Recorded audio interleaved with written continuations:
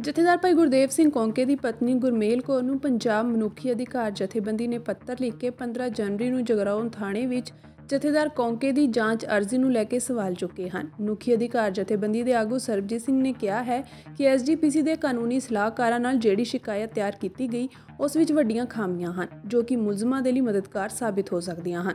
ਉਨ੍ਹਾਂ ਕਿਹਾ ਕਿ ਅਰਜ਼ੀ ਵਿੱਚ ਉਹਨਾਂ ਵੱਡੇ ਅਫਸਰਾਂ ਦੇ ਨਾਂ ਨਹੀਂ ਹਨ ਜੋ ਜਥੇਦਾਰ ਕੌਂਕੇ ਦੇ ਮੁੱਖ ਸਾਜ਼ਿਸ਼ਕਰਤਾ ਸਨ। ਦੱਸ ਦਈਏ ਕਿ 13 ਜਨਵਰੀ ਨੂੰ ਐਸਜੀਪੀਸੀ ਦੀ ਲੀਗਲ ਟੀਮ ਨੇ ਜਥੇਦਾਰ ਕੌਂਕੇ ਦੀ ਜਾਂਚ ਅਰਜ਼ੀ ਨੂੰ ਤਿਆਰ ਕੀਤਾ ਸੀ। ਹਾਲਾਂਕਿ ਹੁਣ ਮੁੱਖ ਮੰਤਰੀ ਭਗਵੰਤ ਮਾਨ ਨੇ ਕਹਿ ਦਿੱਤਾ ਹੈ ਕਿ ਉਹ ਜਥੇਦਾਰ ਕੌਂਕੇ ਮਾਮਲੇ ਦੀ ਜਾਂਚ ਕਰਵਾਉਣਗੇ। ਇਸੇ ਦੇ ਲਈ ਉਹਨਾਂ ਨੇ ਅਫਸਰਾਂ ਕੋਲੋਂ ਫਾਈਲਾਂ ਵੀ ਮੰਗ ਲਈਆਂ ਹਨ। ਮਨੁੱਖੀ ਅਧਿਕਾਰ ਜਥੇਬੰਦੀ ਨੇ ਹੀ 25 ਸਾਲ ਬਾਅਦ ਜਥੇਦਾਰ ਕੌਂਕੇ ਮਾਮਲੇ ਦੀ ਬੀਪੀ ਤਿਵਾੜੀ ਦੀ ਰਿਪੋਰਟ ਸ਼੍ਰੀ ਅਕਾਲ ਤਖਤ ਸਾਹਿਬ ਦੇ ਜਥੇਦਾਰ ਗਿਆਨੀ ਰਘਬੀਰ ਸਿੰਘ ਨੂੰ ਸੌਂਪੀ ਸੀ, ਜਿਸ ਤੋਂ ਬਾਅਦ ਜਥੇਦਾਰ ਸਾਹਿਬ ਵੱਲੋਂ ਐਸਜੀਪੀਸੀ ਨੂੰ ਨਿਰਦੇਸ਼ ਦਿੱਤੇ ਗਏ ਸਨ ਕਿ ਉਹ ਮੁਲਜ਼ਮਾਂ ਦੇ ਖਿਲਾਫ ਕਾਨੂੰਨੀ ਕਾਰਵਾਈ ਸ਼ੁਰੂ ਕਰੇ। ਜਥੇਦਾਰ ਸ਼੍ਰੀ ਅਕਾਲ ਤਖਤ ਸਾਹਿਬ ਨੇ ਮਨੁੱਖੀ ਅਧਿਕਾਰ ਜਥੇਬੰਦੀ ਦੀ ਤਾਰੀਫ ਵੀ ਕੀਤੀ ਸੀ। ਉਸ ਤੋਂ ਬਾਅਦ ਐਸਜੀਪੀਸੀ ਦੀ ਲੀਗਲ ਟੀਮ ਨੇ ਪਹਿਲਾਂ ਜਥੇਦਾਰ ਭਾਈ ਗੁਰਦੇਵ ਸਿੰਘ ਕੌਂਕੇ ਦੇ ਪਰਿਵਾਰ ਨਾਲ ਮੁਲਾਕਾਤ ਕੀਤੀ ਅਤੇ ਫਿਰ ਕਾਨੂੰਨੀ ਦਸਤਾਵੇਜ਼ ਤਿਆਰ ਕੀਤੇ।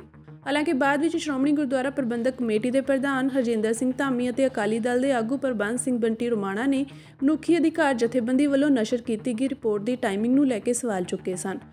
ਦੋਵਾਂ ਨੇ ਕਿਹਾ ਸੀ ਕਿ ਮਨੁੱਖੀ ਅਧਿਕਾਰ ਜਥੇਬੰਦੀ ਨੇ ਆਰਟੀਆਈ ਦੇ ਜ਼ਰੀਏ 2010 ਵਿੱਚ ਬੀਪੀ ਤਿਵਾੜੀ ਦੀ ਰਿਪੋਰਟ ਹਾਸਲ ਕੀਤੀ, ਪਰ ਨਸ਼ਰ 13 ਸਾਲ ਬਾਅਦ ਕਿਉਂ ਕੀਤੀ? ਅਕਾਲੀ ਦਲ ਸਰਕਾਰ ਵੇਲੇ ਇਸ ਨੂੰ ਕਿਉਂ ਨਹੀਂ ਨਸ਼ਰ ਕੀਤਾ ਗਿਆ?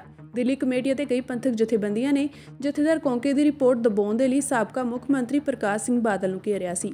ਸਾਬਕਾ ਜਥੇਦਾਰ ਜਸਪੀਰ ਸਿੰਘ ਰੋਡੇ ਨੇ ਕਿਹਾ ਸੀ ਕਿ ਜਦੋਂ ਅਸੀਂ ਰਿਪੋਰਟ ਨੂੰ ਲਾਗੂ ਕਰਵਾਉਣ ਦੇ ਲਈ ਪ੍ਰਕਾਸ਼ ਸਿੰਘ ਬਾਦਲ ਨੂੰ ਮਿਲੇ ਸੀ ਤਾਂ ਉਹਨਾਂ ਨੇ ਕਿਹਾ ਕਿ ਗੜੇ ਮੁਰਦੇ ਨਾ ਉਖਾੜੋ, ਅੱਗੇ ਦੀ ਸੋਚੋ। ਸਿਰਫ ਇੰਨਾ ਹੀ ਨਹੀਂ, ਜਥੇਦਾਰ ਰੋਡੇ ਨੇ ਕਿਹਾ ਸੀ ਕਿ ਬੀਪੀ ਤਿਵਾੜੀ ਨੇ ਵੀ ਕਿਹਾ ਸੀ ਕਿ ਮੈਂ ਰਿਪੋਰਟ ਤਿਆਰ ਕਰ ਰਿਹਾ ਹਾਂ, ਪਰ ਪ੍ਰਕਾਸ਼ ਸਿੰਘ ਬਾਦਲ ਨੇ ਇਸ ਨੂੰ ਲਾਗੂ ਨਹੀਂ ਕਰਨਾ ਹੈ।